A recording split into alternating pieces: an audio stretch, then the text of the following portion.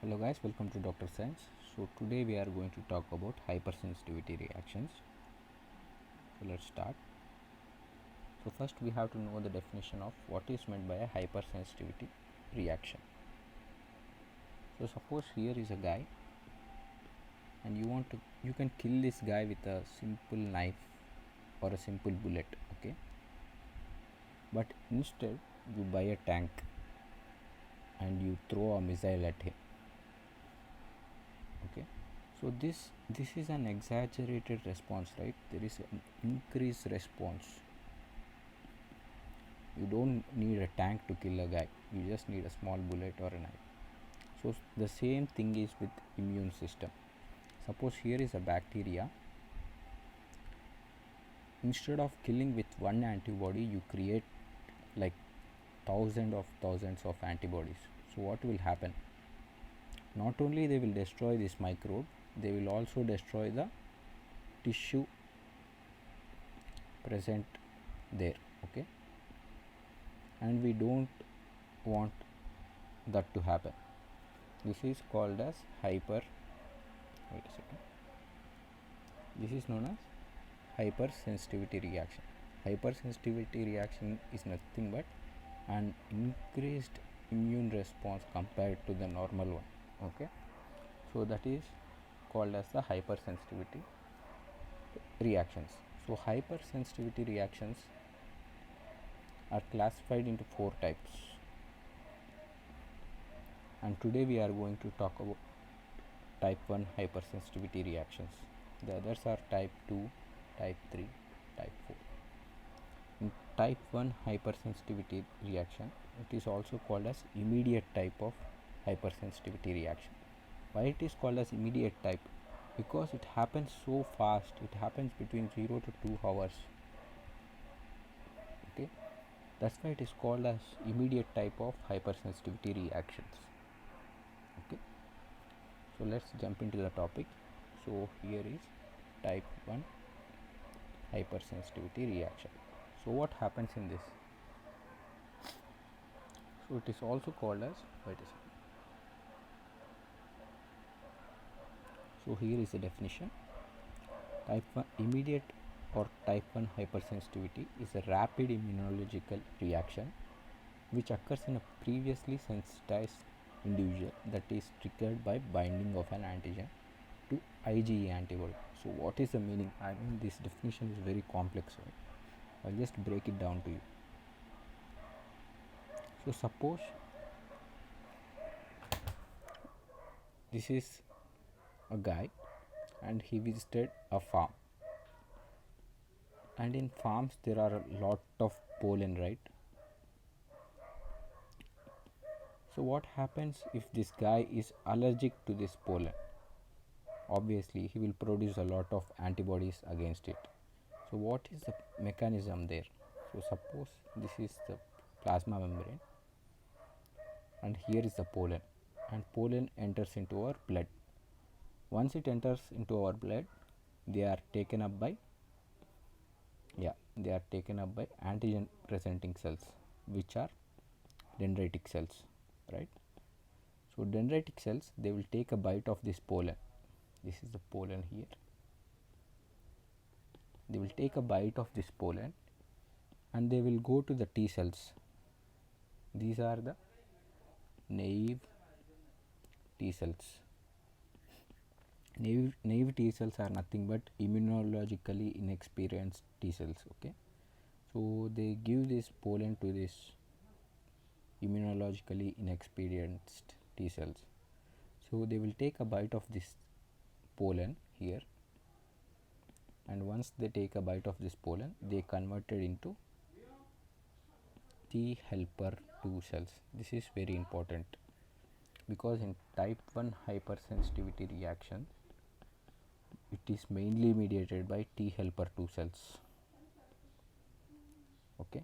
So these T helper 2 cells, they convert B cells into plasma cells, and these plasma cells will produce antibodies.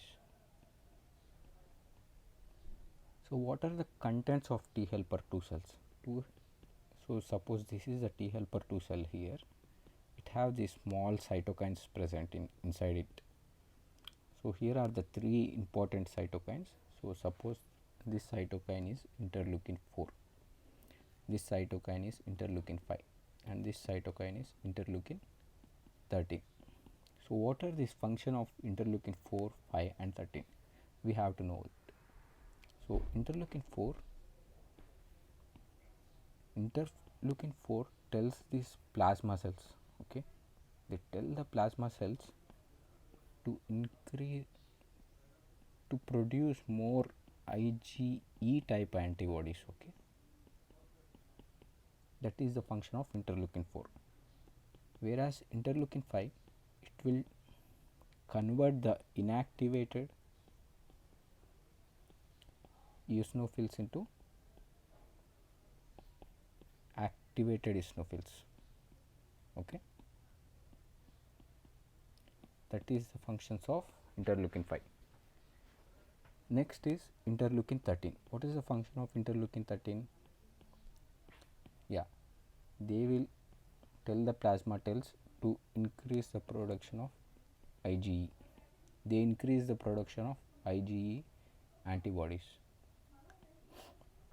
and not only that, they will increase the mucus production also. So that was the important things about T helper 2. So here is the T helper 2 cells which contains cytokines interleukin 4, 5 and 13, and this will convert the B cells into plasma cells, and plasma cells will increase the production of IgE antibody. So if a person is exposed to pollen, here is the pollen. So what happens in the cell is this entire thing will happen. There is increased in IgE antibody production, right?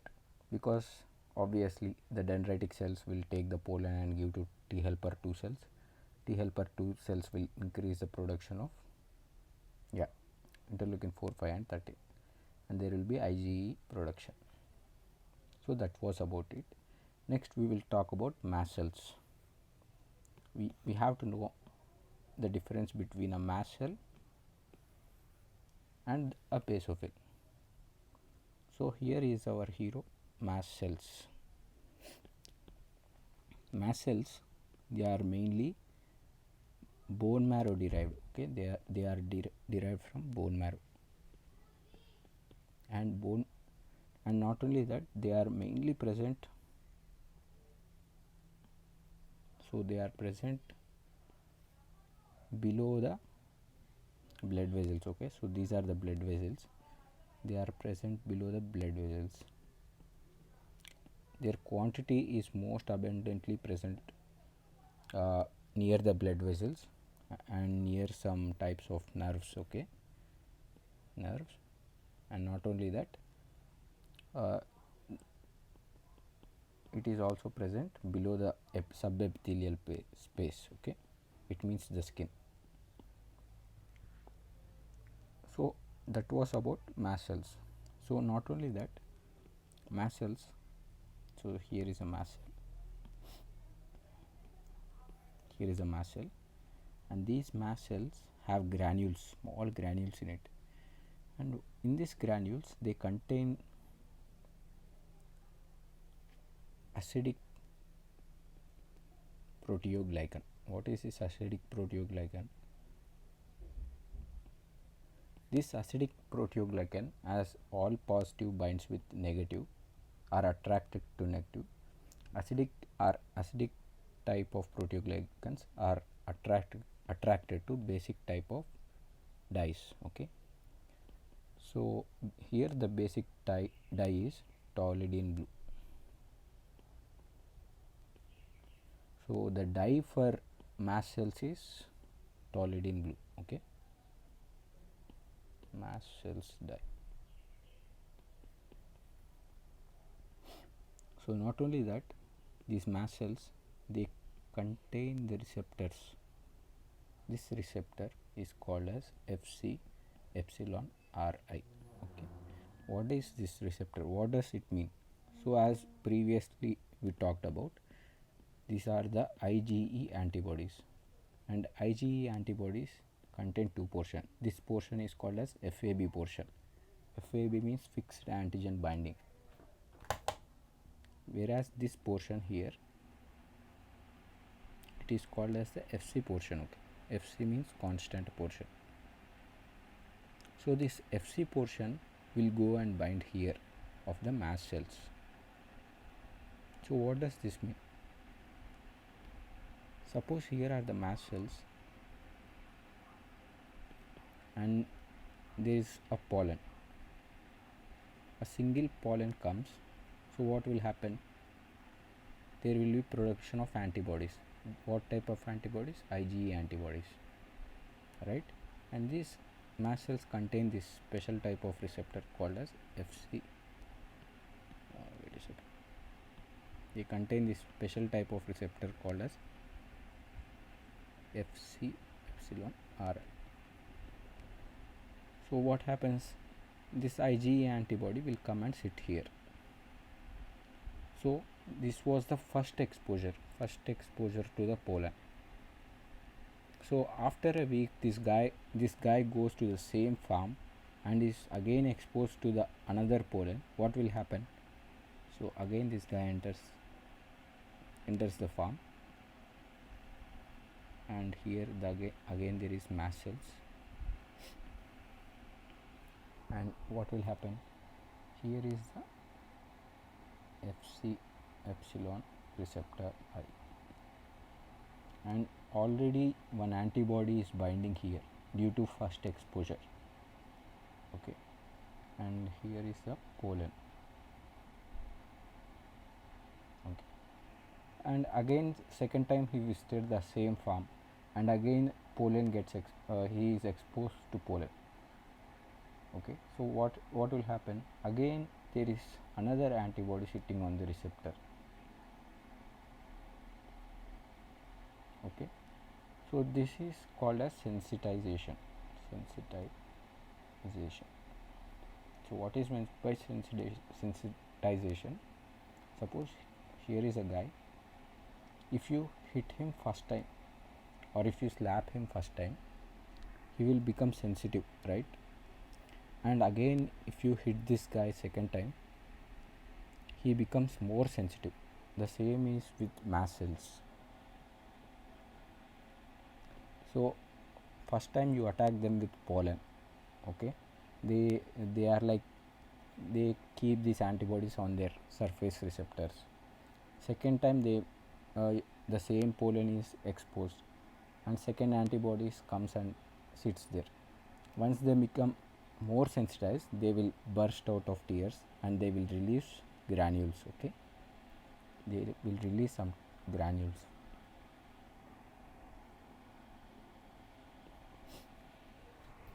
So that was the process of mast cells. So what are the differences between mast cells? So here are the mast cells. Not only that, mast cells also contain C3A and C5A receptors. So what does this mean? C3A and C5A are called as complement proteins. And these complement proteins cause these complement proteins will cause anaphylaxis. Okay, why they will cause anaphylaxis? Because C3A and C5A complement proteins go and binds with these receptors, which are C3A C5A receptors present on the mast cells, and once again the mast cells will release granules, and these granules include the contents of the granules mainly include histamine, which will cause anaphylactic shock. Okay, so that was about mast cells. Next we will move about basophils.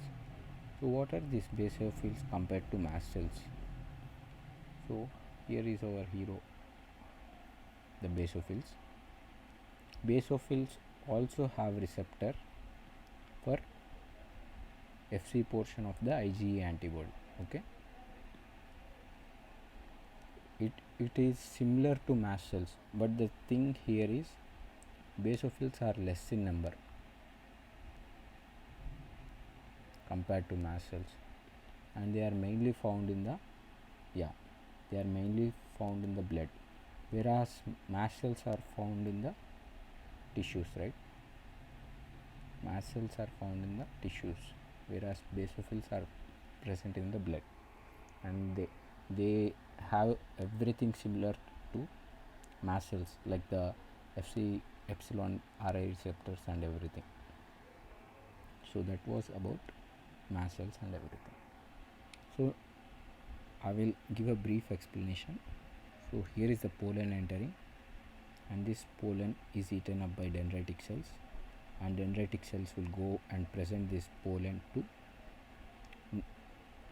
naive T cells. These are the naive T cells.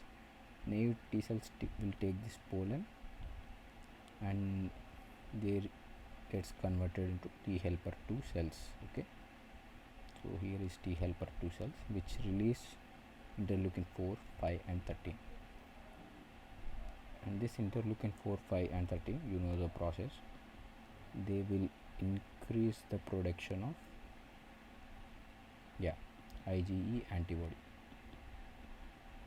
and these IgE antibodies will go and bind with the pollen,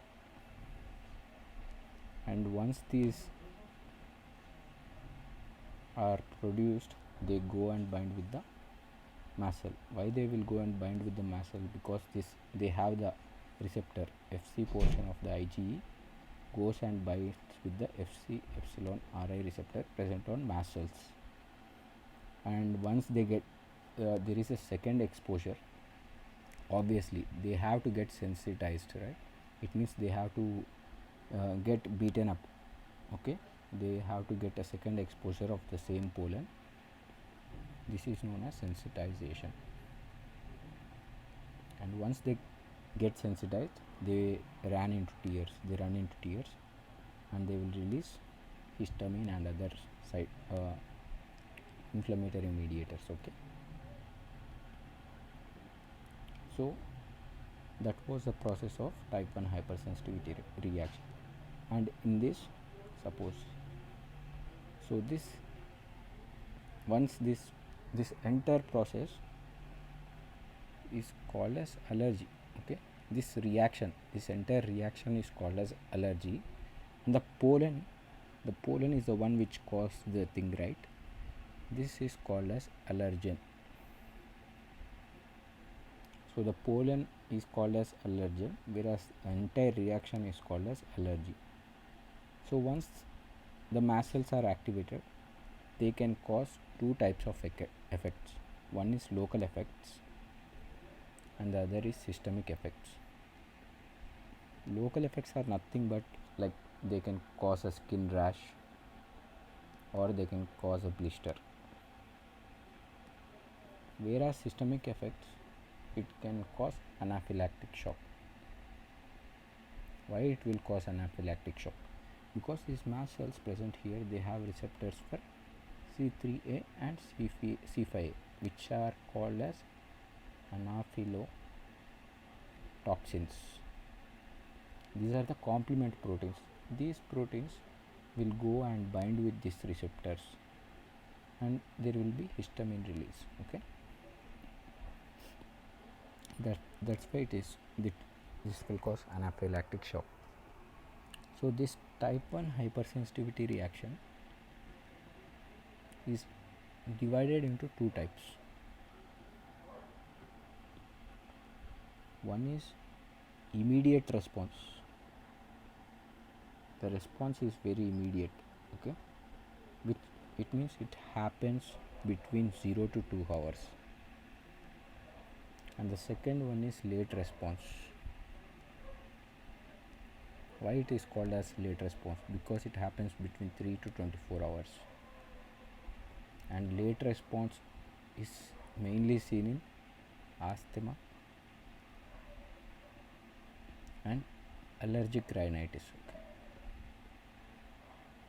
So what happens during this immediate response? During immediate response, there is these blood vessels here, they dilate, okay, they dilate, okay. Once they dilate, the fluid will leak out, okay. There is vascular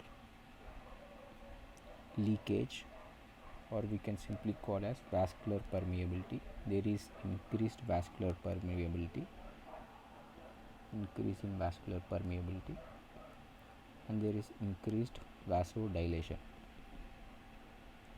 And not only that, there are these smooth muscles present here. This smooth muscle will contract, okay. There is smooth muscle contraction. So these are the three things you should take a note that happens in immediate response. It means it happens between 0 to 2 hours. Whereas in late response, there will be accumulation of neutrophils at the site of injury. There is also T cells, CD4 positive T cells will come there. Monocytes will come there. Okay, and other type of like macrophages also will come there. Okay, these things happens in late response. So that was about type 1 hypersensitivity reaction, and please watch my I'll make a part 2 regarding what are the contents in what are the contents present in mast cells. Okay, before ending the topic, I'll just give a brief explanation here. So as you can see, so here the allergen, the pollen, is taken up by the dendritic cell, and the dendritic cell is presenting this to the naive T cell. Naive T cells are called as the immunologically inexperienced T cells, and they get converted into mainly T helper 2 cells. Okay, so in type 1 hypersensitivity reaction, you have to remember this T helper 2 cell. So these T helper cells will release interleukin 4, 5 and 13, which will cause the B cell. So here you can see the B cell will convert into plasma cell, and plasma cells will produce mainly IgE type of secreting B cells. So as you can see, the IgE here is produced. These are the IgE antibodies, and these IgE antibodies will bind with pollen. And as you know, mast cell have a lot of Fc epsilon RA receptors. This will go and bind here, right? So once there is a repeat exposure, as you can see, this is called as sensitization. This is called as sensitization, right? It means the second time the pollen should come, and again antibodies will go and bind, and once they bind, there is a cross link, as you can see here. Wait a second. As you can see, there is a cross link here. Once there is a cross link between IgE receptors, which are the Fc epsilon receptor, there is a signal transduction, and this signal transduction will cause the release of